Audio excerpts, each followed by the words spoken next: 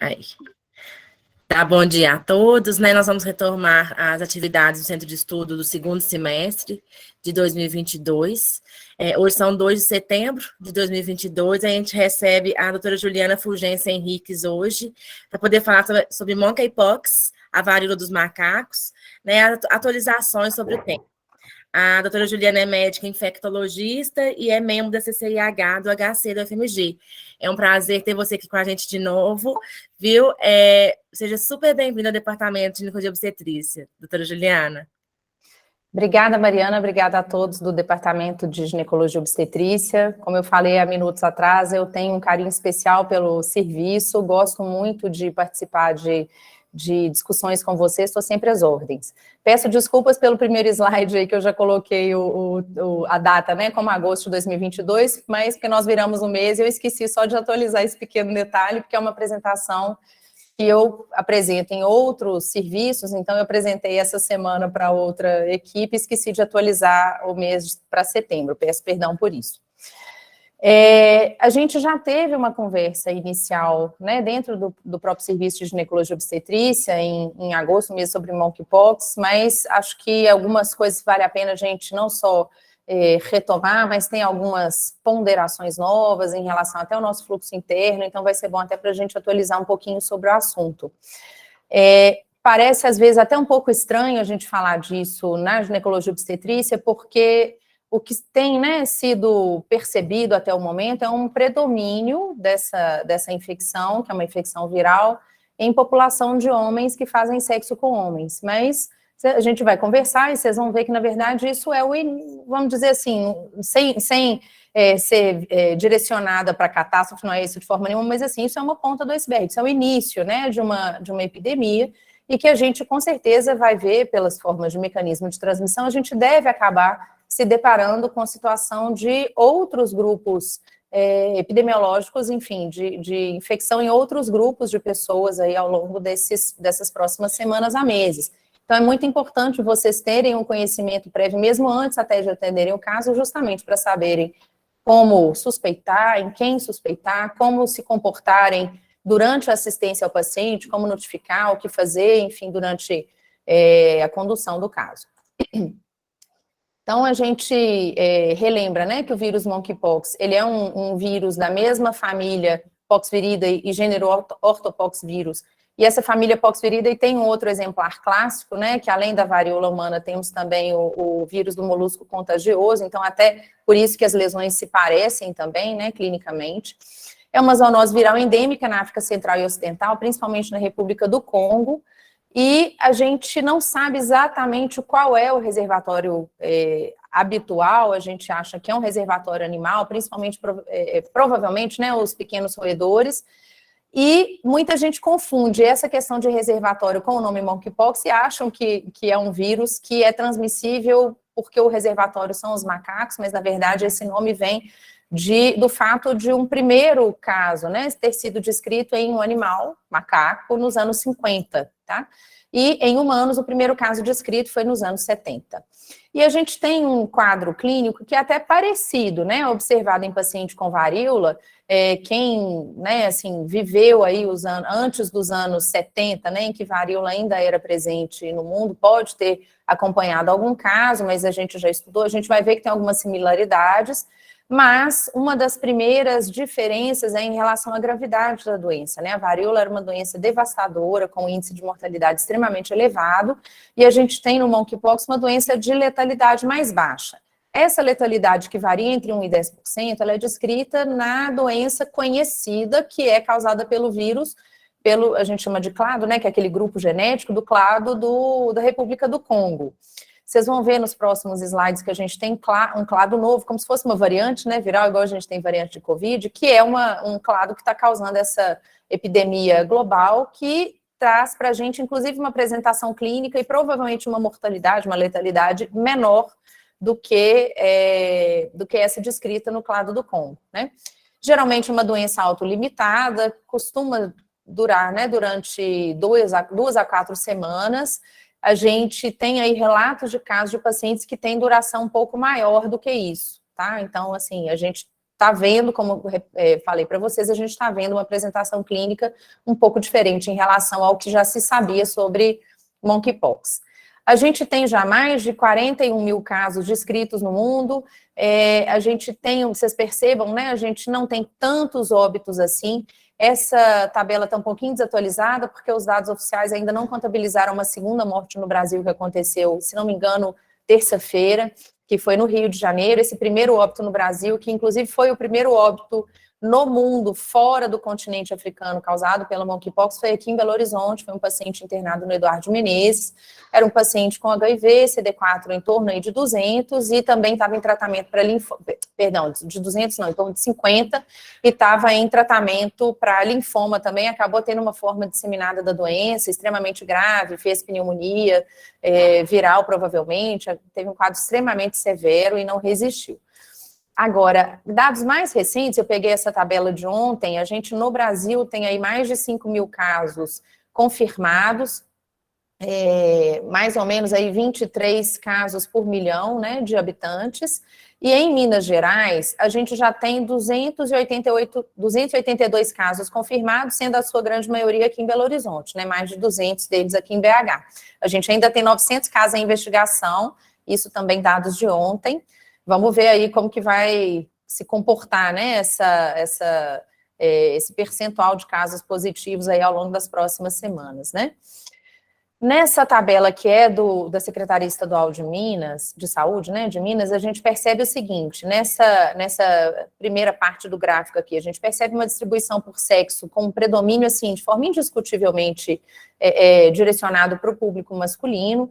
A gente sabe que isso, por enquanto, está relacionado, até este momento, provavelmente a uma questão de comportamento sexual, não necessariamente a transmissão ocorre pela via sexual, mas a oportunidade de transmissão, ela acontece muito frequente durante o ato sexual pela exposição pele a pele, o contato pele a pele prolongado.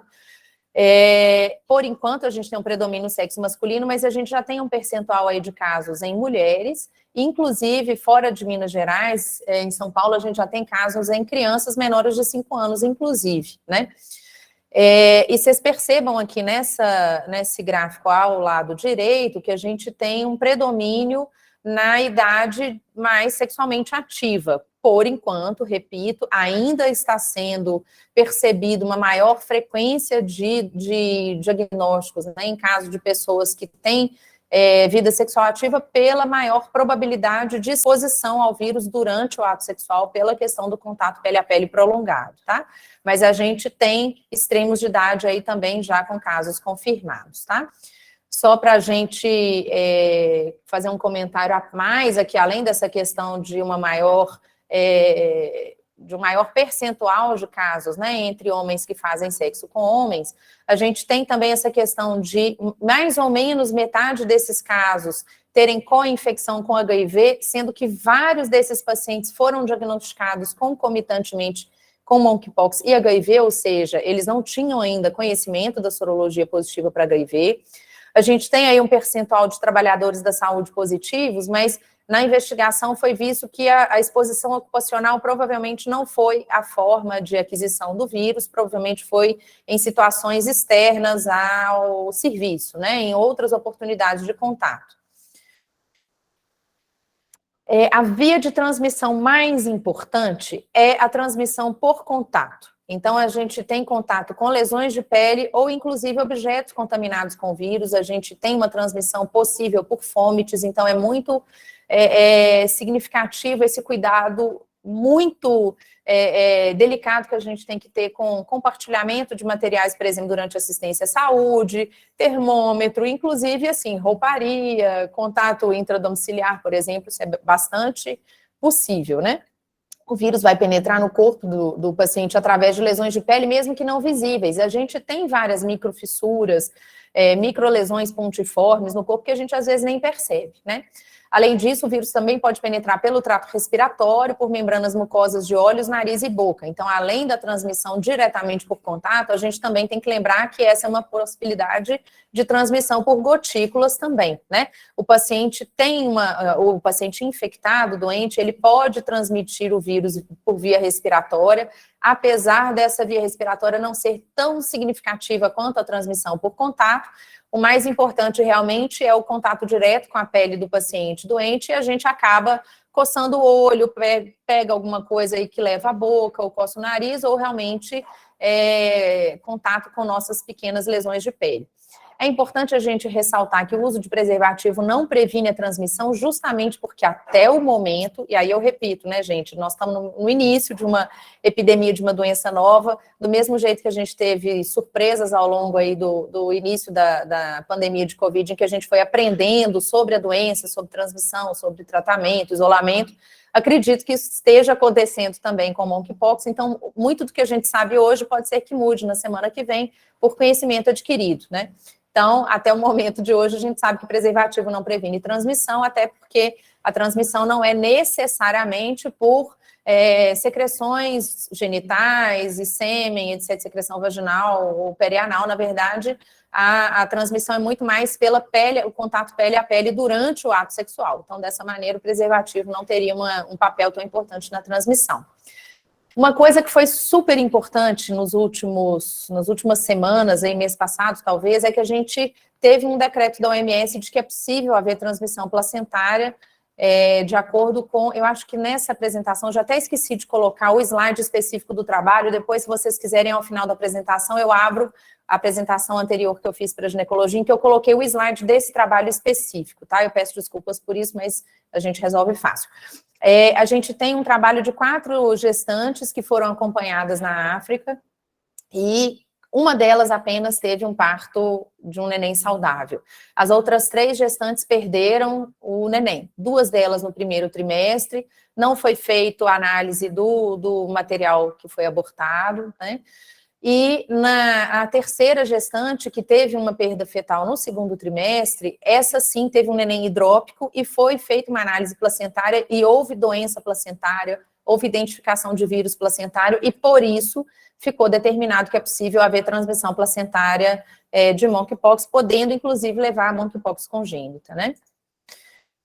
A gente tem um período de transmissibilidade que vai iniciar a partir do primeiro surgimento de sintomas, até isso é o que é oficial. A gente pode conversar da minha opinião pessoal, mas isso é o que a gente tem de conhecimento oficial até o momento, né? A gente tem uma transmissibilidade que vai desde o início dos sintomas, que pode ser um quadro não necessariamente de lesão cutânea, o paciente vai ter um quadro prodrômico, né, de mal-estar geral, febre, etc., e até que o paciente não só não apresente mais nenhuma lesão cutânea e nenhuma crosta, mas a pele, gente, tem que estar completamente cicatrizada. Isso é diferente, por exemplo, do que a gente vê com herpes zoster, que a gente vê muito mais frequentemente, o herpes simples, que a gente fala para o paciente que, a partir do momento em que há formação de crostas, que a transmissibilidade se encerra, né? Na verdade, durante a fase de crostas, o paciente ainda tem vírus vivo, viável, potencialmente transmissível nas crostas. Então, só depois que houver reepitelização e formação de nova pele por cima das lesões é que termina o período de transmissão. Então, vocês imaginam como isso é muito mais longo do que o esperado. Isso leva a um absenteísmo de trabalho, leva a complicações de relações interpessoais por conta de período de isolamento. Vocês podem imaginar como que isso vai ser difícil para uma lactante, por exemplo, né? E o período de incubação habitualmente é em torno de 1 a 2 semanas. Então, 6 a 13 dias é a maior parte dos pacientes, né? O que a gente percebe na maioria dos casos. Mas pode variar não só de 5, mas também até 21 dias. Então, pode estender um pouquinho mais, até 3 semanas. Até o momento, a gente não conhece mais do que 21 dias de exposição, levando a adoecimento por aquele contato prévio. O início do quadro, que é esperado, é que o paciente tenha um quadro febril inicial, em torno, né, que vai do primeiro dia até mais ou menos 5 dias depois do início do quadro, em que o paciente tem um mal-estar geral inespecífico, né, que febre, sudorese, cefaleia, fadiga, calafrios, e lhe pode haver linfadenomegalia. A linfadenomegalia não é um sinal de regra, né, assim, na infecção pelo monkeypox, mas quando presente, ela ajuda muito a fazer diagnóstico diferencial e descartar outras doenças que são diagnósticos diferenciais e que não costumam causar linfadenomegalia, como, por exemplo, varicelas, zoster e tal. Então, a gente, na presença de linfadenomegalia com as lesões típicas, isso realmente sugere bastante que possa ser monkeypox. Depois desse início, aliás, não é nem depois, mas durante, né, o período febril, depois de 1 a 3 dias depois do início da febre, o paciente começa a apresentar lesões que se iniciam em forma macular, depois pápula, e depois essas lesões, elas vão seguir um estágio sequencial muito bem descrito. Então, a lesão começa como mácula, depois vira pápula, depois vesícula, pústula, e depois acaba ulcerando e formando uma crosta. Essas pústulas e vesículas, elas muitas vezes vão ter uma umbilicação central. E uma coisa que é interessante é que acreditava-se que as lesões, elas tinham sempre uma obrigatoriedade de estarem sempre no mesmo estágio, desde que elas estejam presentes naquela mesma parte do corpo. Então, por exemplo, a gente tinha, né, como exemplo mesmo, como, vamos dizer assim, como orientação inicial para a definição de quadro clínico, os pacientes que tinham doença no Congo, que é um país em que tem monkeypox de forma endêmica. Mas repito a vocês que o clado, né, a variante habitual, que é o que tem causado essa epidemia global, ela tem um quadro clínico um pouquinho diferente. Nós vamos ver isso para frente. Então, a gente sabia que no Congo, por exemplo, os pacientes começavam a ter lesões, principalmente na face, e depois ia havendo disseminação ao longo do tronco e membros, e as lesões que estavam no mesmo local, ou seja, as lesões da face, elas seguiam todas juntas no mesmo estágio de apresentação clínica. As lesões do tronco até poderiam estar em estágios diferentes, porque elas eram de idades diferentes, mas as lesões da mesma idade, vamos dizer assim, teriam a mesma apresentação clínica. A gente está vendo que pelo nosso entendimento e percepção dessa epidemia global, é que isso não é bem assim. A gente tem visto pacientes com lesões em diferentes estágios, como se fosse varicela, o que dificulta um pouco até o diagnóstico, porque acaba confundindo com varicela pelo polimorfismo, né, das lesões. Essas lesões costumam ser extremamente dolorosas, então, inclusive, é um dos motivos, muitas vezes, de levar à internação do paciente, é uma dor intratável, uma dor de difícil controle com medicação via oral, tá?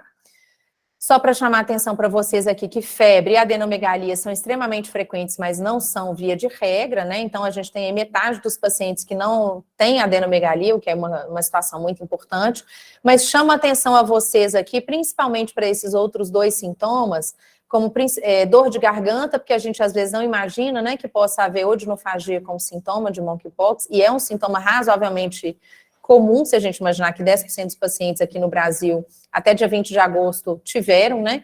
Mas lesão genital aí, em torno de 5%. Confesso a vocês que eu acho que a gente vai ver mais do que isso, mas 5% dos pacientes desenvolvem lesão genital. E às vezes a lesão genital é o primeiro sintoma. Então, essa é a importância também de vocês conhecerem sobre a doença, porque não vai ser impossível que vocês acabem vendo paciente em consultório, em pronto atendimento de serviço de ginecologia obstetrícia com queixa de lesão genital e, na verdade, pode se tratar de um quadro de monkeypox, tá? Então, a gente tem, como eu falei com vocês, um clado específico, né, que é o clado 3, que tem causado essa epidemia global atual, que tem levado a um quadro atípico quando comparado ao clado tradicional, que é o clado 1 do Congo. A gente tem erupções que podem começar já diretamente na região genital e perianal e não se disseminarem para outras partes do corpo, tendo aí só umas lesões localizadas, né, nessa região, mais ou menos em torno de 30% dos pacientes. A gente imagina, né, que isso possa ser por inoculação direta, né, traumática ali durante o contato sexual, e por isso essas lesões serem primariamente em região genital e perianal, diferente do que a gente via na doença endêmica no Congo, em que a gente tem transmissão por contato, mas não necessariamente durante o contato sexual, e sim contato de comunidade, familiar e transmissão respiratória, então acaba que os pacientes têm a doença da forma clássica mesmo. Mais ou menos 40% dos pacientes podem não ter adenomegalia, o que eu comentei com vocês antes já, e isso pode acabar nos confundindo com outras infecções sexualmente transmissíveis. A gente tem pacientes que não têm sinais prodrômicos, ou inclusive quadros muito leves ou frustros, então é importante a gente entender que nem sempre vai seguir receita de bolo direitinho para a gente pensar em suspeita de monkeypox. A gente tem que abrir um pouco aí a rede de diagnósticos diferenciais, incluir monkeypox agora em quadros, às vezes, menos clássicos, né? Esses dois trabalhos que eu vou apresentar são cortes, esse primeiro, né, da Lancet é um corte espanhol, de 181 pacientes. A Espanha foi o primeiro país no mundo que começou a perceber essa epidemia de forma mais expressiva, e é um país que concentra talvez aí o maior número de casos, fora dos Estados Unidos, que é um país que tem uma população muito maior. E o próximo trabalho é um trabalho que foi publicado, foi analisado em Londres, e aí eu vou comentar sobre esses dois trabalhos, principalmente sobre a prevalência de lesões genitais e perianais. Vocês percebam que é uma grande quantidade de pacientes com lesões genitais, então isso pode chegar até vocês de forma muito tranquila. Vocês percebam, inclusive, que 25% dos pacientes tiveram proctite, então, inclusive, como proctite, como o primeiro sinal clínico da infecção pelo monkeypox, motiva muitas vezes uma ida ao coloprocto, em que o colega pensa em outros diagnósticos e não imaginava que poderia se tratar de monkeypox, né? E esse é o trabalho londrino. Vocês percebam aqui que lesão em genitais, em torno de 55% dos casos analisados e 41% dos casos analisados com lesão anal ou perianal foram avaliados em quase 200 casos, né? Então, assim, por isso que eu estou dizendo a vocês que eu acho que a gente vai acabar vendo mais descrição, né, no Brasil de lesões genitais e perianais, mais do que a gente comentou naquela análise inicial, porque não é o que a gente tem visto nos outros trabalhos que têm sido publicados. Outros sintomas que eu achei importante, né, da gente chamar atenção: dor retal aqui nesse quadrinho à direita, né, dor retal ou dor ao evacuar em mais ou menos 36% dos casos, odinofagia em 16%, edema peniano em 15%, isso inclusive motivou, né, o Ministério da Saúde a mudar o nosso critério de considerar o que era um caso suspeito. Antes a gente tinha que ter o paciente com lesão cutânea, agora um paciente com edema peniano ou proctite sem outra causa identificada já entra como caso suspeito, né, de monkeypox, né. Então, vocês percebam também que tem sintoma sangramento retal ou corrimento retal, claro, e disúria também como sintoma, tá? Essa questão de conjuntivite, aqui só para comentar para vocês, que é o último sinal que está chamado ali embaixo, né, é uma das preocupações que também a gente tem tido em relação à infecção pelo monkeypox, porque a conjuntivite pode estar presente, é uma minoria de casos, mas ela já tem sido descrita como sintoma ocular de monkeypox, e alguns pacientes têm evoluído para ceratite com cegueira. Isso é extremamente grave e é considerado, inclusive, critério de gravidade que pode, às vezes, motivar uma conduta clínica diferente. Outro dado que eu acho importante também dos mesmos dois trabalhos é a gente entender que foi identificado simultaneamente com a monkeypox outras ISTs, ou seja, às vezes a gente vê o paciente com lesão genital, você já atribui que aquilo ali deve ser um herpes simples, faz por exemplo, né, faz um diagnóstico clínico de herpes simples, ou até mesmo coleta um PCR bem positivo para herpes simples, e a gente acha que aquilo encerra por ali. Na verdade, não, a gente ainda assim deveria considerar a possibilidade de ter associação, mesmo que seja Neisseria, clamídia, etc., né, a gente ainda assim deveria considerar a possibilidade de co-infecção. Então, não se deem por satisfeitos, não encerrem a investigação, porque a gente pode, às vezes, passar desapercebido por um caso de monkeypox sem diagnóstico. A gente tem aí uma miríade grande, né, de diagnósticos diferenciais. Chama atenção, né, para varicela, herpes zoster, herpes simples, as infecções bacterianas da pele como impetigo, gonococo disseminado, sífilis primárias e secundárias é um importante diagnóstico diferencial, molusco contagioso, outras ISTs como cancroide, linfogranuloma e granuloma inguinal, enfim, né, qualquer outra causa de erupção cutânea papilo-vesicular. Vou mostrar para vocês aqui algumas fotos da doença clássica por monkeypox e também de alguns diagnósticos diferenciais. Vocês percebam que a gente está mostrando aqui uma evolução, né, das lesões do paciente. A gente tem primeiro aqui um paciente com lesões maculares em palma da mão. Isso é importante lembrar também que é uma doença que não poupa palma da mão e planta de pé. A gente pode ter doença realmente disseminada em toda a superfície cutânea, inclusive mucosas, mucosa genital, retal e cavidade oral também, além, claro, de conjuntiva e córnea, como eu já comentei, né? Então, aqui, primeiro, um paciente com lesão macular em palma de mão, a gente tem depois uma evolução para pápula, talvez um início de vesícula aqui, a vesícula se transforma em pústula, depois vocês vão ver que essa lesão pustulosa, né, ela vai ulcerar e virar uma crosta. então a lesão ulcera e fica inclusive com uma forma umbilicada, aqui a gente também está vendo uma pústula umbilicada na letra C, depois essas lesões caem, formam uma crosta, e essa crosta, que são as lesões maduras, repito, elas ainda são potencialmente transmissíveis de monkeypox, a gente ainda tem vírus viável, vocês vão ver que, inclusive, é uma estratégia de diagnóstico coletar crosta para fazer PCR, e só depois que realmente a gente tem uma reepitelização da pele totalmente, aqui inclusive é uma crosta removida, então aqui ainda tem provavelmente vírus viável, só depois que tudo isso resolver e reepitelizar e que o paciente sai do período de transmissibilidade.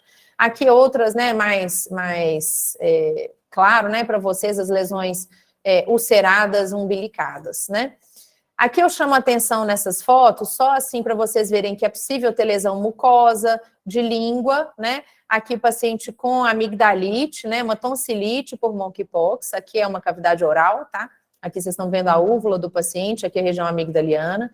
E aqui é uma anoscopia mostrando lesões retais, perianais, paciente com lesão retal, paciente com uma colite, inclusive, né? Paciente com múltiplas úlceras perianais, aqui até com uma possível proctite associada. Aqui está um pouco pequeno, né? Mas são múltiplas lesões perianais também, lesões típicas, nesse caso aqui, lesões típicas umbilicadas e ulceradas também, tá? A gente tem um diagnóstico diferencial muito óbvio com sífilis primária. Acho interessante a gente lembrar que sífilis primária costuma ser uma lesão indolor, isso pode ajudar a fazer um diagnóstico diferencial com monkeypox, mas não é via de regra, monkeypox pode ser doloroso ou não. Deixa eu passar aqui para a próxima. Sífilis secundária, a gente tem também lesões que acometem palmas de mão e plantas de pé, da mesma maneira que monkeypox. A gente pode ter um exantema maculopapular também em tronco, então pode nos confundir em relação ao diagnóstico, né? Herpes genital, a gente tem várias lesões aqui que poderiam tranquilamente se tratar de monkeypox, lesões papulovesiculares com crostas também nesse caso aqui, poderia ser um caso de monkeypox. Esse é um quadro mais típico, né, de lesão vesicular clássica de herpes. Aqui um herpes zoster, que parece até muito difícil da gente confundir, porque zoster costuma dar uma lesão realmente em dermátomo, tem aquele quadro muito clássico, mas é importante lembrar que nem sempre o zoster vai ter uma apresentação exclusivamente em forma de dermátomo, a gente tem a possibilidade de zoster disseminado, principalmente em pacientes imunossuprimidos. Aqui no Hospital das Clínicas a gente tem uma clientela diferente, né, a gente tem uma clientela muito específica e a gente lida muitas vezes no pré-natal de alto risco com e até na própria ambulatório de ginecologia com pacientes com imunossupressão por motivos variados, né, não só as doenças autoimunes e uso de imunossupressores, mas as doenças oncológicas e, por exemplo, pacientes com HIV, CD4 muito baixo, enfim, variadas, né, os motivos de imunossupressão. Monkeypox, essa aqui é uma foto da doença do Congo, vocês estão vendo aqui a doença, a lesão em sua forma clássica, né, que é a forma vesicular, vesículo-pustular, né, clássica, são lesões grandes, umbilicadas, e aqui uma lesão de molusco que não dá para falar que tem nenhuma diferença em relação à lesão de monkeypox, né. Então, não coloquei todos os diagnósticos diferenciais com foto aqui não, porque senão acho que a gente ficava até amanhã de tarde mostrando lesão, porque são infinitas as possibilidades aqui de diagnóstico diferencial. Mas vamos pensar em definição de caso suspeito, que isso mudou recentemente, pelo Ministério da Saúde e também pela Secretaria Municipal de Saúde de Belo Horizonte.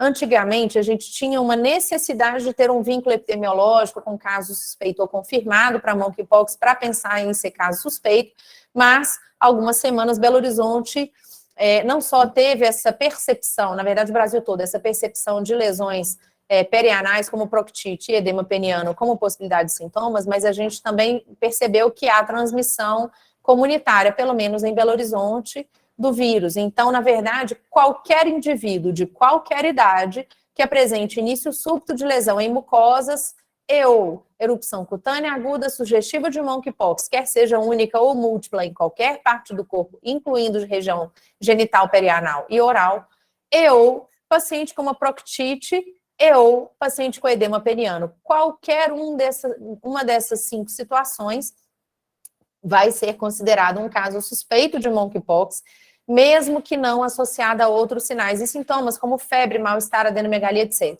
Então, vocês já percebam que a gente aqui inclui uma grande quantidade de pacientes que a gente atende todos os dias nos nossos consultórios, especialmente vocês que são ginecologistas e obstetras, que vão avaliar as mulheres com lesões genitais e que frequentemente a gente considerava antes que era só um herpes genital, que era uma outra IST, e na verdade agora esses casos todos vão ser considerados como caso suspeito, porque a gente não consegue mais clinicamente garantir o diagnóstico diferencial. Então vocês percebam que nós vamos ter que abrir um pouquinho a mente nesse sentido.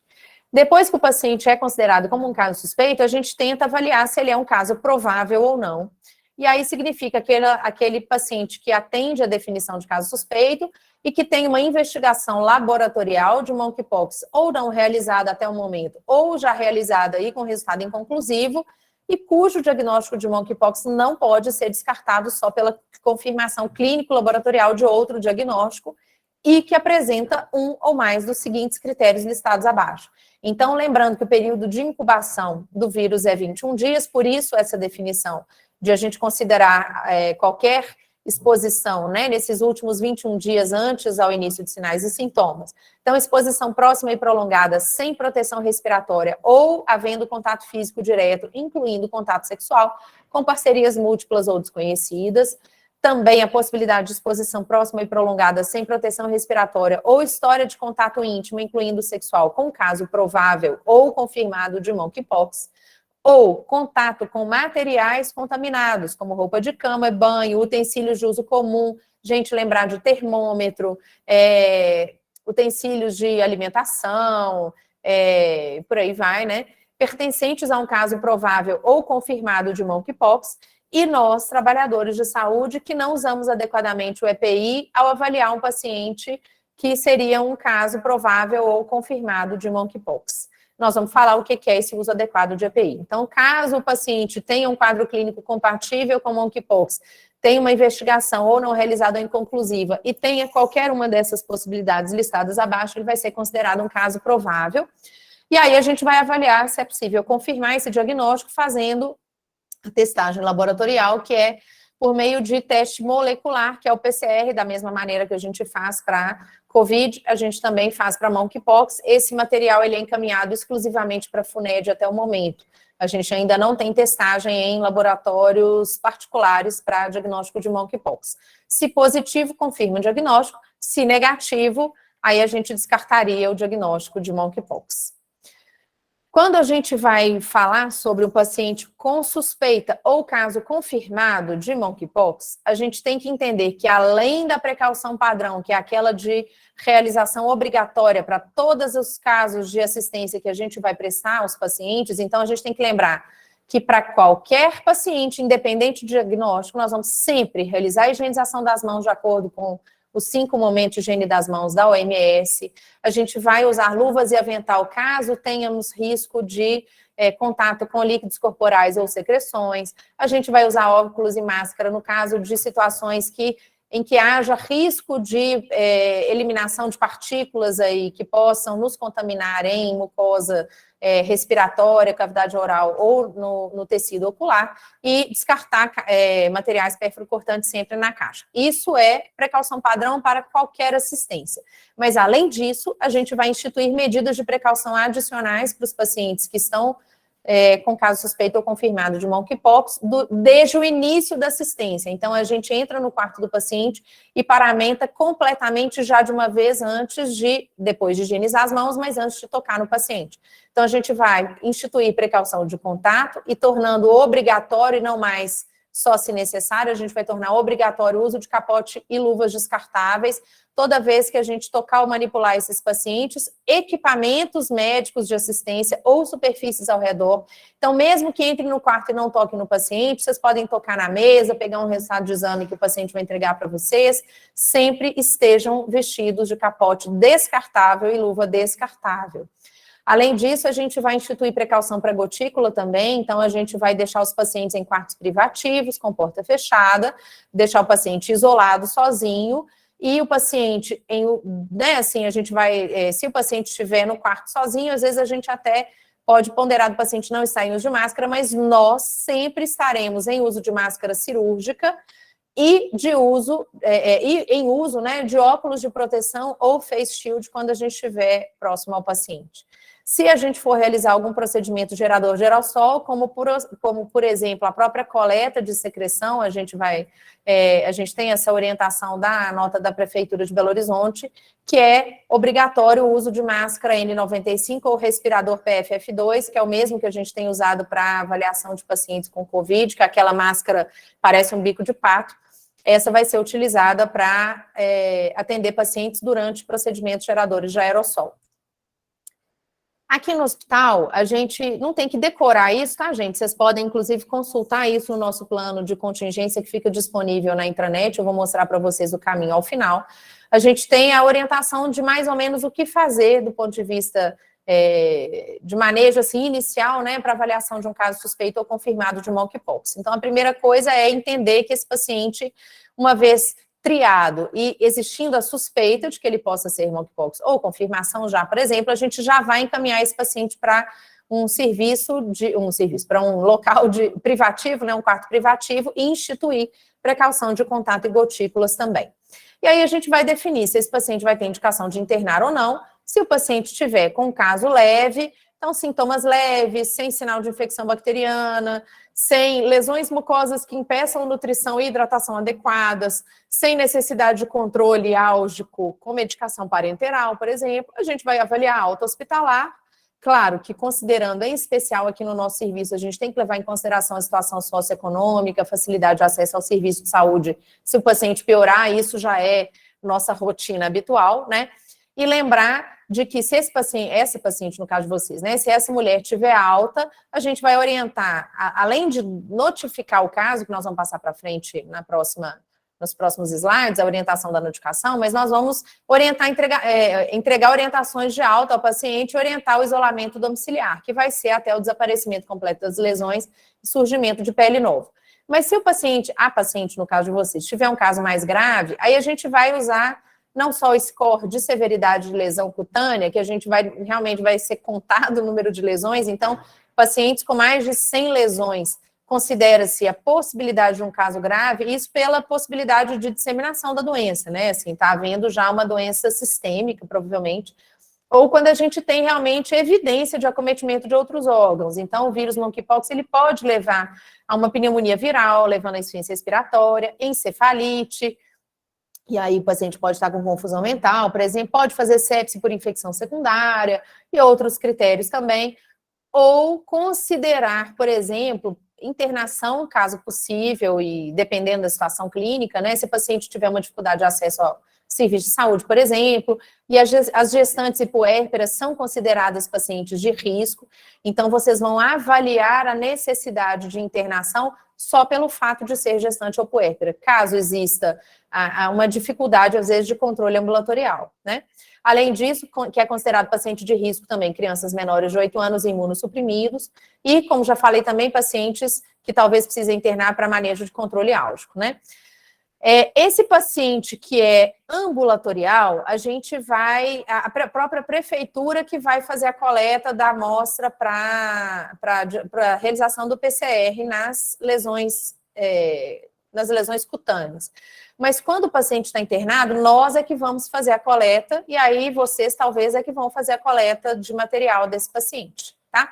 Só para individualizar para vocês, na maternidade, então se as mulheres forem consideradas suspeitas ou confirmadas a partir da triagem, elas vão ser identificadas e vão seguir para atendimento em consultório isolado da ala sul. E se forem internados, aí vocês têm que lembrar de manter porta fechada, pedir para essa gestante usar máscara cirúrgica o tempo todo durante a assistência. E, se possível, até manter as lesões cobertas para evitar a transmissão por contato das lesões para superfícies onde ela tocar. E se a paciente tiver necessidade de internação, se ela não tiver urgência obstétrica, a gente vai tentar priorizar que essas pacientes fiquem em quartos privativos, prioritariamente no 7º leste, que é o setor que a gente designou como prioridade para a internação de pacientes de monkeypox aqui no Hospital das Clínicas, ou em quartos privativos no 8º leste, caso os do 7º leste estejam cheios.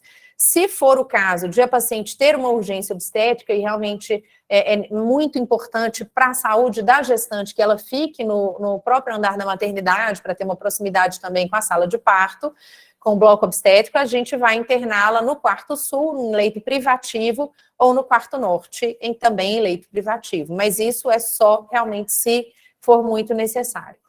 É importante lembrar que se a paciente ou outra, né, assim, uma paciente precisar de ser operada, não vai ser o bloco obstétrico necessariamente, mas uma paciente da ginecologia que precisa ser operada, lembrem que vocês vão encaminhar essas pacientes para a sala 1, que é a mesma sala que a gente estava fazendo procedimentos para COVID, porque é uma sala que tem já um fluxo de manejo de pacientes com precaução respiratória, já bastante definido e uma possibilidade não só de paramentação e desparamentação já muito adequada, vocês vivenciaram isso na época do Covid, mas também é uma sala que tem uma estrutura de exaustão do ar, de presença de filtro EPA, então tem uma pressão negativa que, em teoria, reduz a carga viral em suspensão no ar da sala cirúrgica e leva para fora faz a exaustão para fora do hospital sem recirculação desse ar. Então, minimiza o risco de exposição para a equipe assistencial que está prestando, que está fazendo assistência ali do paciente durante o ato operatório. E lembrar que essa paciente não vai para a recuperação anestésica na sala de recuperação para não expor outras pessoas durante o período aí de recuperação. Então, vai ser feito dentro da sala cirúrgica mesmo.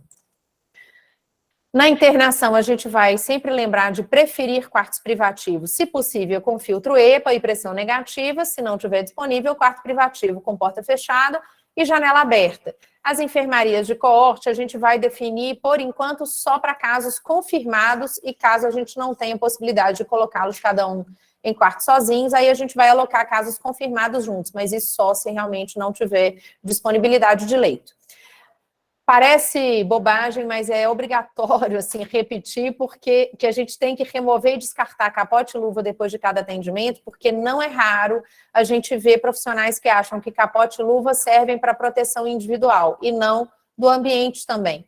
Caso vocês examinem um paciente com capote e luva, que seja um caso confirmado de monkeypox, se vocês não tirem o capote e luva ao sair do quarto do paciente, vocês continuam tocando em estruturas aí da hotelaria do hospital, encostem em outras pessoas, peguem elevador, vocês estão aumentando a chance de transmissão intra-hospitalar para superfícies e para outras pessoas também.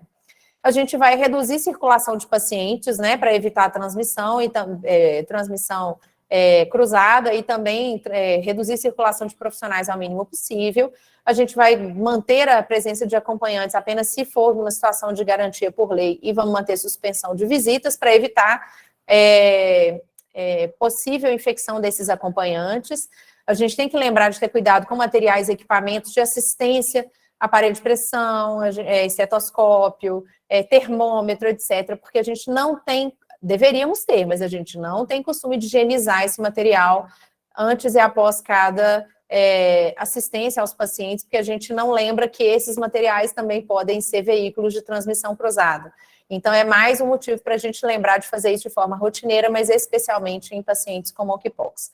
Eu não vou entrar no âmbito aqui, né, de tratamento antiviral específico, mas só para vocês saberem que não existe no mundo ainda um tratamento específico preconizado, ainda tem sido avaliado só em situações de muita gravidade, ou pacientes com fatores de risco, talvez pacientes com fatores de risco que tenham sido expostos, né, ao monkeypox de alguma maneira. Tem aí alguns antivirais em avaliação, a gente ainda não tem disponíveis de forma uniforme no Brasil nenhum deles, apesar da gente ter cidofovir em alguns serviços do país. O tecovirimat foi aprovado recentemente pela Anvisa para compra emergencial. Vamos ver aí se a gente nem sabe ainda qual que vai ser a orientação de uso, isso ainda o Ministério da Saúde não liberou uma orientação oficial sobre isso, tá?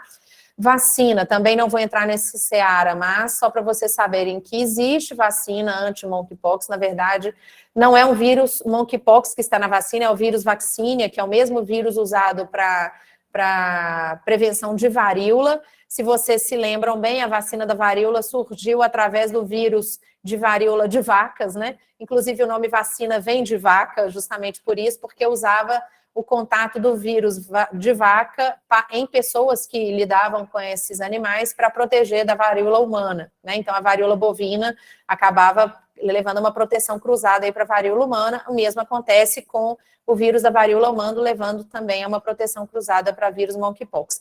A gente tem aí a Jynneos, que provavelmente é a que talvez chegue aí no Brasil, caso chegue nas próximas semanas ou meses, que é uma vacina de vírus vivo atenuado, não replicante, de vírus vacina.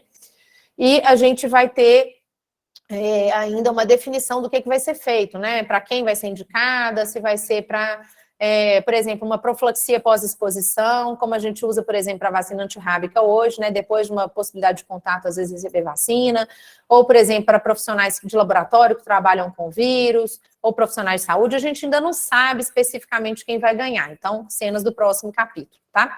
Aqui chega um ponto importante da nossa conversa, que é o que vocês, tirar a setinha aqui, que é o que vocês vão ter que fazer quando avaliarem a paciente. A notificação de monkeypox é mandatória e ela é imediata. Vocês têm que fazer a notificação na hora que prestarem assistência ao paciente. Se vocês forem mandar paciente para casa, vocês têm que notificar da mesma maneira, tá?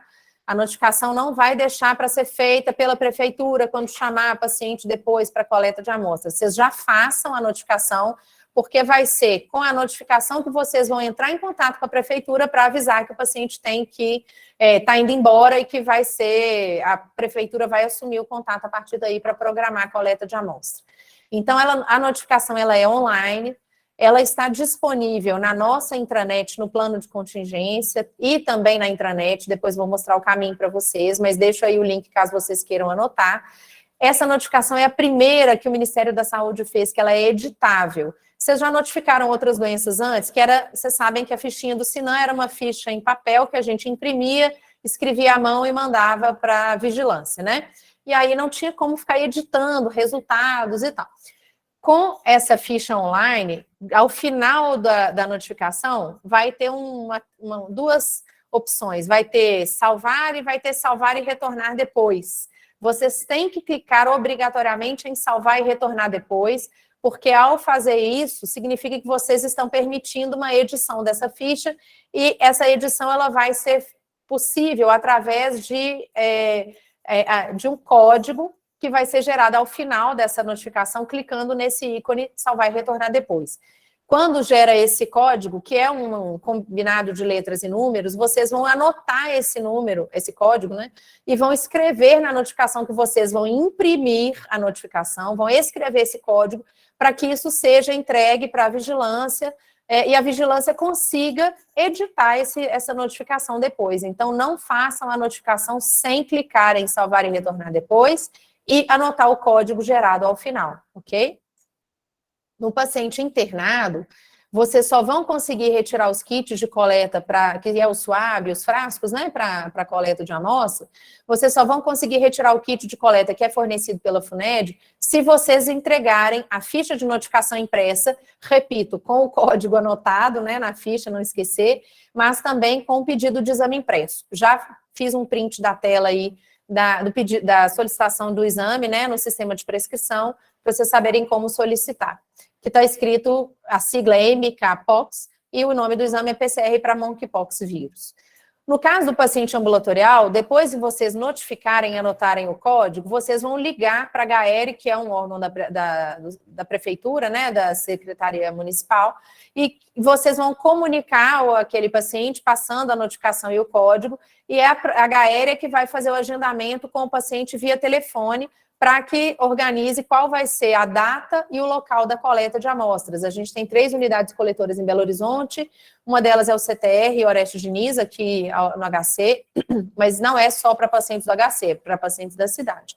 A gente tem a UPA Centro-Sul e mais um, que se não me engano, acho que é o PAN Sagrado Família, uma coisa assim, mas estou na dúvida, mas enfim, a própria prefeitura que vai fazer esse agendamento. Dias úteis, para vocês fazerem essa comunicação com a vigilância, vocês vão ligar nesses números de telefone fixo, que eu anotei aqui durante horário comercial, e se for horário noturno ou finais de semana e feriado, vocês vão ligar direto para o telefone de plantão da vigilância, que é o CIEVS BH, que é esse número de celular aqui. Não tem que decorar, isso está também no nosso plano de contingência para consulta. No nosso plano, a gente também colocou as orientações da prefeitura, tá desse jeitinho aqui, para não ter dúvida, tá? Que tá copiado mesmo, né? Colado essa foto, inclusive, no nosso plano de contingência, que é a orientação de como coletar amostra para diagnóstico. Então, vocês vão perceber que vocês vão precisar de paramentar de forma completa, com avental, respirador PFF2 ou N95, óculos de proteção ou face shield, claro, e luvas também.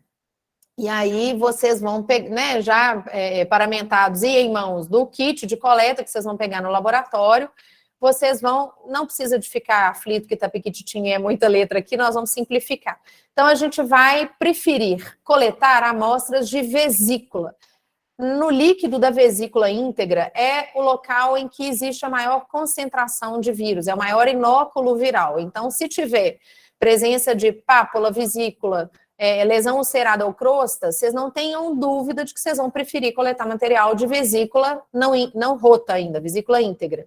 E aí vocês vão ter que selecionar 2 lesões, pústulas, vesículas, preferencialmente íntegras, em lesões, em regiões distintas do corpo, e vão coletar a secreção dessas 2 lesões. Vocês vão ter que furar a lesão, e aí é por isso que vocês já imaginam que pode gerar aerossol, que pode gerar possibilidade de transmissão aí por causa desse procedimento, vocês vão ter que furar a lesão, é preferível do que pegar a lesão já ulcerada, e vocês vão esfregar o suave, que é de material sintético, vocês vão esfregar o suave vigorosamente dentro da lesão. O paciente não vai achar bom, mas vocês vão conversar, vão explicar que tem que ser assim, não tem jeito, não é insuportável, mas é desconfortável, tá? Esse suave vai ser colocado no tubo Falcon, que é um tubo que tem um meio de transporte viral, que vocês vão pegar aí pelo kit que vai vir pelo laboratório, tá? Vocês podem colocar os 2 suaves dentro do mesmo tubo, não tem problema, tá bom? Perdão. Se a gente tiver lesões já abertas, aí a gente não tem mais nenhuma lesão fechada, vesícula ou pústula, a gente vai fazer a coleta da secreção com esfregaço forte e intenso na lesão da mesma forma, tá? Mas aí lembrando que a chance de recuperação viral é um pouco menor. E se for de crosta, a recuperação de vírus é menor ainda. Então, a gente só vai coletar crosta se não tiver alternativa mesmo.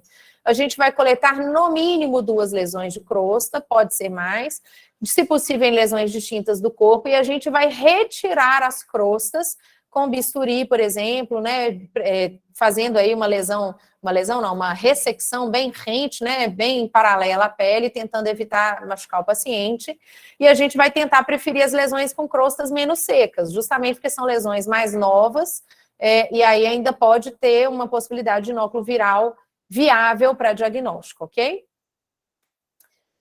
Na maternidade, como a gente comentou, né, a gente ainda considera as gestantes como, ainda não, a gente sabe, né, que as gestantes são consideradas grupo de risco, além das crianças menores de 8 anos imunossuprimidos, então tem uma chance teórica maior de complicações oculares, de encefalite, pneumonia também, e óbito, isso fazendo uma correlação com vírus varíola. Repito, a gente está num momento ainda muito inicial da epidemia, a gente ainda não tem tantos dados assim, principalmente em mulheres e principalmente em gestantes, para saber como exatamente essa doença vai se comportar nesse grupo, até porque atualmente, como vocês viram, mais de 95% dos casos estão concentrados em homens, então a gente ainda tem poucas informações em relação a mulheres e principalmente gestantes e lactantes, né?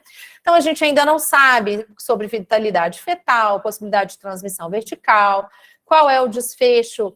Na verdade, a possibilidade de transmissão vertical a gente sabe por conta de um caso, mas a gente não sabe o percentual, né, de transmissão vertical, né? Não se ele pode acontecer ou não. Mas a gente também não sabe muito sobre desfecho materno-fetal. Não sabemos também se o vírus ou anticorpos anti-monkeypox vírus estão no leite materno. A gente não sabe se o vírus vacinal vai ser, ou anticorpo materno vacinal vai ser eliminado em leite materno. Então, ainda há muitas áreas de dúvida, tá? E a gente vai ponderar sempre, como em qualquer outra situação, mas a gente vai ponderar muito sobre riscos e benefícios da amamentação. A gente sabe do grande benefício, mas a gente também ainda preocupa muito com a possibilidade de transmissão em crianças tão pequenas, especialmente porque são grupos de risco, né? Os nenéns são fazem parte do grupo de risco para doença grave. Se a gestante tiver lesão areolar, eu acho que ninguém vai ter dúvida de que realmente a amamentação vai ter que ser contraindicada naquele momento, devido ao altíssimo risco de transmissão para o neném. Mas existe a possibilidade da gente aí avaliar a amamentação em gestantes que não têm, eu acho que eu coloquei no próximo slide aqui, se não coloquei, depois eu comento com vocês, mas existe a possibilidade da gente considerar a amamentação em puérperas, né, em lactantes com monkeypox, mas é tipo uma situação assim extremamente complexa de executar, inclusive que a gente vai orientar que essa mãe tem que estar indo de máscara cirúrgica o tempo todo, ela não vai ficar tendo contato pele a pele com o bebê, então o bebê vai ficar todo enrolado num cobertor, a mãe toda coberta também, se possível com um capote, um casaco, só a mama exposta, essa mama vai ser higienizada antes da lactação, da amamentação, na verdade. Depois que esse neném terminar a amamentação, vai ter que ser descartado esse cobertor para ser higienizado, evitar de balançar o cobertor para não aumentar a chance de dispersão desse vírus pelo ambiente ali onde eles estão. Então, vocês estão vendo que é complicado. Então, assim, às vezes, para pacientes com um nível social, né, mais complicado, pode ser que a gente tenha muitas dificuldades em fazer isso. Então, a gente vai ter que individualizar demais o que vai dar para fazer com as nossas lactantes. Se a gente tiver uma gestante puérpera ou lactante que for exposta ao monkeypox e que ainda esteja completamente assintomática, a gente tem que considerar a testagem para monkeypox. É a mesma coisa que a gente fazia antes da vacinação para Covid, se vocês lembram, né? A gente orientava, né? Que ainda orienta, né? Que o paciente pós-exposição à Covid, caso que a gente faça uma testagem em torno do 5º dia, a gente ainda tem essa lembrança, né? Mas isso para gestante, puérpera ou lactante para monkeypox também vai ser feito. Esse caso, eu sugiro que vocês sempre liguem naquele telefone do CIEVS BH, que é um telefone para discussão de caso com o médico da prefeitura, né, da vigilância que vai atender o telefone, para vocês discutirem essa situação e definirem como vai ser feita essa coleta, deixarem a vigilância ciente dessa situação, até porque não vai ser um caso notificado a princípio, porque não é uma pessoa que está sintomática, né? Então, vocês vão ter que conversar com o CIEVS, tá? Se essa paciente se mantiver assintomática e com o exame negativo, a gente suspende a monitorização. Se vier positivo, aí a gente vai manejar como doença, manter o isolamento domiciliar por 21 dias, sem visitas, e a gente vai orientar a automonitorização de temperatura e lesões cutâneas, porque se houver surgimento de lesões, aí o tempo de isolamento vai mudar, não vai ser mais um tempo pré-definido, vai ser um tempo que vai depender a partir do desaparecimento das lesões e uma formação de nova pele, tá? Então, a gente vai ter que ter um monitoramento aí por teleatendimento pela equipe de saúde, porque pacientes com monkeypox devem ser orientados a manter isolamento domiciliar. A gente vai tentar evitar ao máximo que esses pacientes fiquem circulando em serviços de saúde, ônibus, etc., né? Se a gestante puérpera ou lactante tiver sinais e sintomas suspeitos de monkeypox e vier com a investigação negativa e for contato, né? A gente está lembrando do caso que provavelmente foi contato, exposição. A gente vai orientar isolamento domiciliar por 21 dias, sem visitas, e orientar mais uma vez a automonitoração de temperatura e lesões, descartar outras causas potenciais, né, fazer diagnóstico diferencial com outras coisas e retestar caso os sintomas forem persistentes, porque pode ser um falso negativo às vezes, né? Agora, se vier positivo, e aí a gente vai ter que considerar a possibilidade de internação, caso seja considerado que é um caso moderado, grave ou até mesmo crítico. Durante o parto, não existe definição de que tenha que haver o parto via cesariana, porque é possível que já tenha havido transmissão placentária, então a via de parto vai ser definida por critérios que vocês mesmos vão definir, né? A questão do clampeamento de cordão, oficialmente, pelo Ministério da Saúde, pelo CDC, ainda está sendo orientado a um clampeamento tardio. Não existe aí uma evidência tão clara que isso aumentaria a possibilidade de transmissão viral da mãe para o RN. Recentemente, depois eu até mando para vocês, né, mando para a Mariana compartilhar com vocês vou até confirmar aqui exatamente quem que mandou essa nota, porque eu já esqueci exatamente qual foi a sociedade que mandou, mas é uma sociedade, se não me engano, acho que de avaliação, de reanimação, de neonatal, coisa assim, que orienta que talvez esse clampeamento tenha que ser um pouco mais precoce. Aqui, ó, Sociedade Brasileira de Pediatria mesmo, né? O Programa de Reanimação Neonatal. que foi datado dia 26 de agosto. Eu vou compartilhar com a Mariana de uma vez, para eu não esquecer. E aí a Mariana manda para vocês. Só um segundinho aqui. Pronto. E aí tem havido uma dúvida aí em relação a se vai haver, por exemplo, orientação de clampeamento de cordão ou não, tá? É mais precoce, né? Isso não se sabe ainda. Agora, contato pele a pele, né, do neném com a mãe, isso vai ser orientado caso a mãe seja suspeita ou confirmada para monkeypox. Esse contato pele a pele na sala de parto, ele está sendo contraindicado, tá? Além disso, a gente vai indicar um exame macroscópico do RN imediatamente após o nascimento, porque isso vai motivar o que a gente vai fazer com esse neném, não só do ponto de vista institucional, de fluxo e tudo mais, mas também de onde que esse neném vai ser internado, se ele vai ser, por exemplo, testado para monkeypox e tudo mais. A gente vai orientar a coleta de suave de garganta, né, de suave de orofaringe, na verdade, e de lesões cutâneas, caso possíveis, né, no RN, e a gente vai orientar essa mulher sobre os riscos de infecção do neném e da necessidade de manter mãe e filha em quartos separados durante a fase de isolamento da mãe, né? Se não for possível, isso que a gente conversou, se não for possível manter a mãe e a RN em quartos separados, a gente vai tentar manter precauções estritas e devem ser seguidas durante o contato mãe e filho. A gente sabe da dificuldade que vai ser isso, inclusive aqui no hospital a gente já teve uma primeira conversa com o setor de neonatologia e a gente está tentando fazer na verdade essa vai ser uma definição que vai ser muito mais do serviço, né, de pediatria e neonatologia, um serviço interno ali, um fluxo interno deles, mas claro, sempre feitos em conjunto conosco da CCIH, mas a gente está ainda nessa fase de finalização do que vai ser definido de fluxo interno desse RN, né, e de onde que esse binômio aí vai acabar ficando internado, tá? Então, o RN, caso esteja em contato mantido com a mãe, ele deve estar totalmente vestido ou envolto por cobertor. Depois desse contato, principalmente na amamentação, deve trocar essa roupa que está ao redor do neném. A mãe vai usar luvas, avental, vai deixar toda a área coberta, a área depois, né, para baixo da pele do pescoço coberta, usar máscara o tempo todo, para a gente tentar minimizar a transmissibilidade.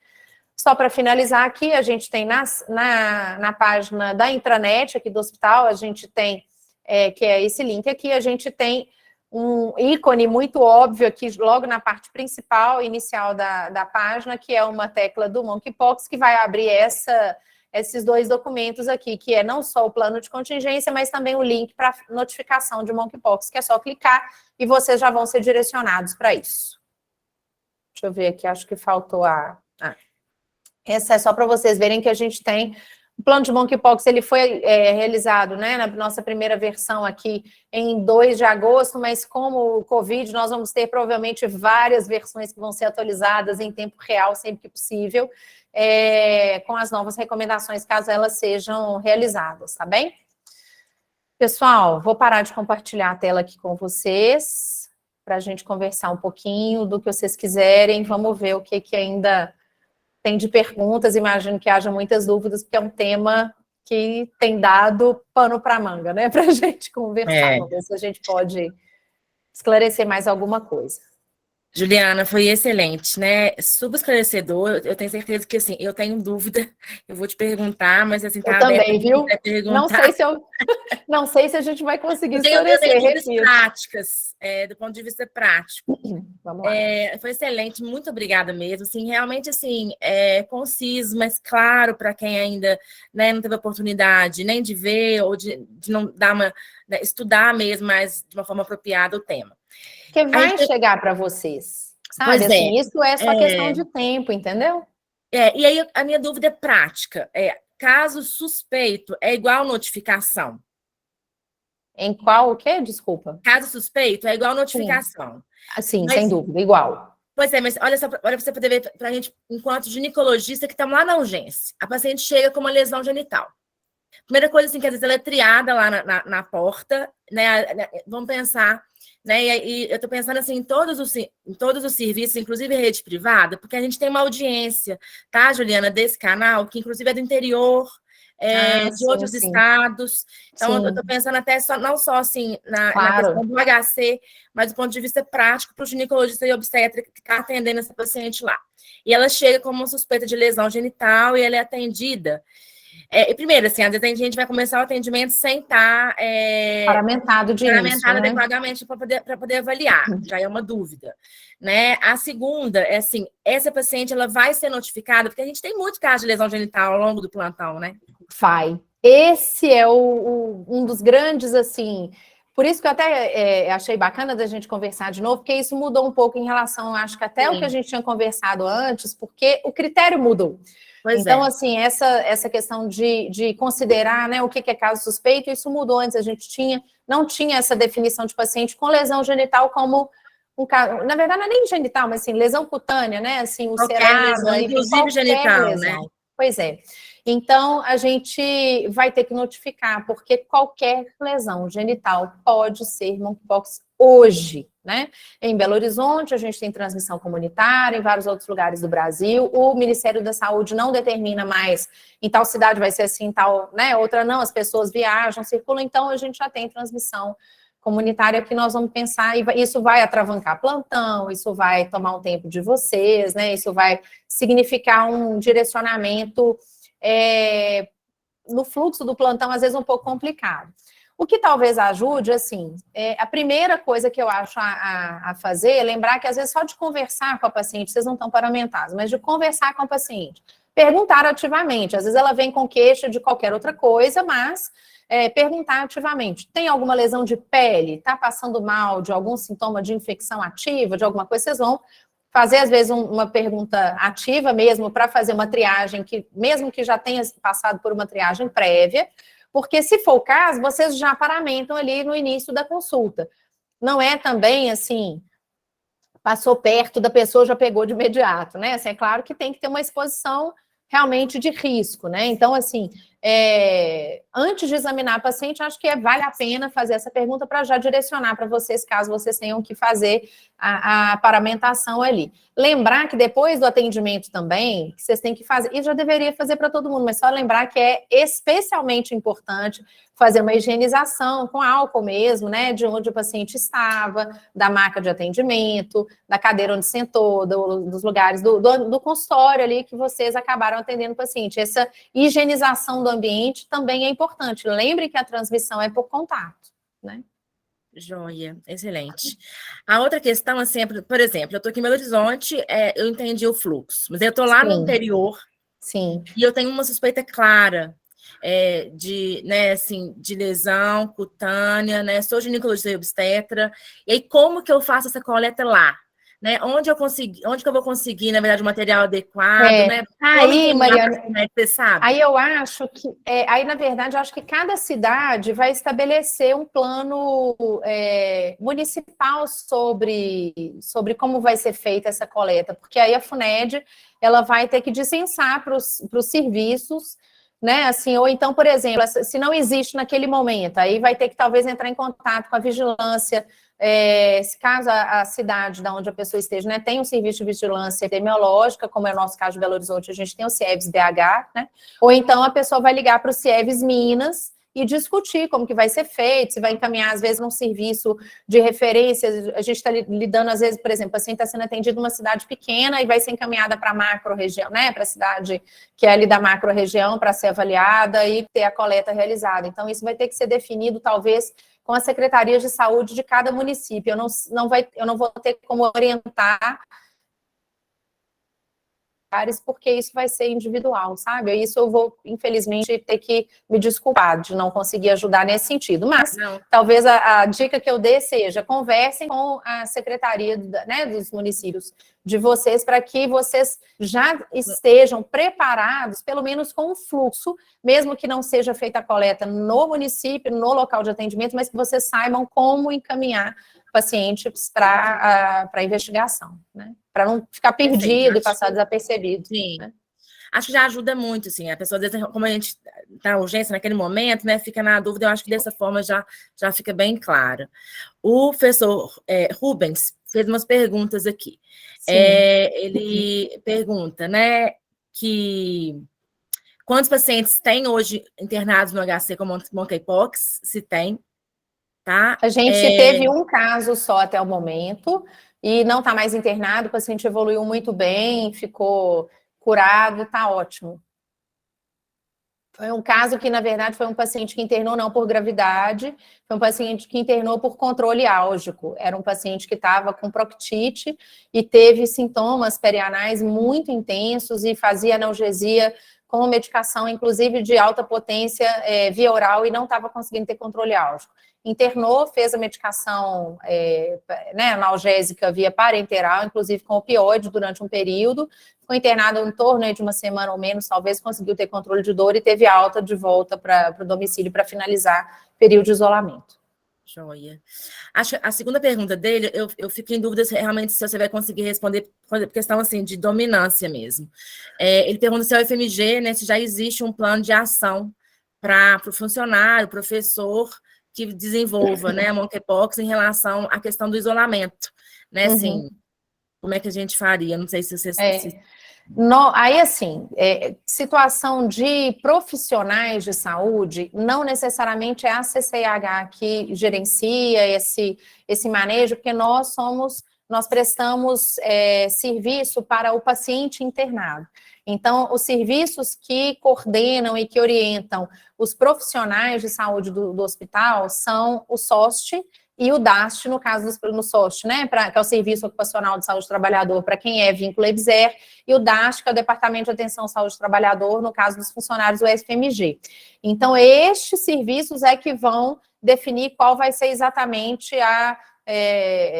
essa parte de fluxo interno, de isolamento, vão acompanhar esses casos, mas eu acho que, na verdade, assim, o que eu imagino que seja o óbvio, né, assim, esse profissional, ele vai ter que, caso ele seja um caso suspeito, ele vai ter que comunicar, né, ao Serviço de Saúde do Trabalho, SOST ou DAST, vai ter que ser avaliado, isso geralmente é um serviço externo, ele não vem ao SOST para ser avaliado para monkeypox, não é isso, mas ele vai ser atendido por alguém, provavelmente, vai ser encaminhado para coleta. No serviço privado, e aí faço essa orientação até a vocês, porque a gente conversa muito aqui do HC, mas, na verdade, todo mundo trabalha em muitos outros lugares, né?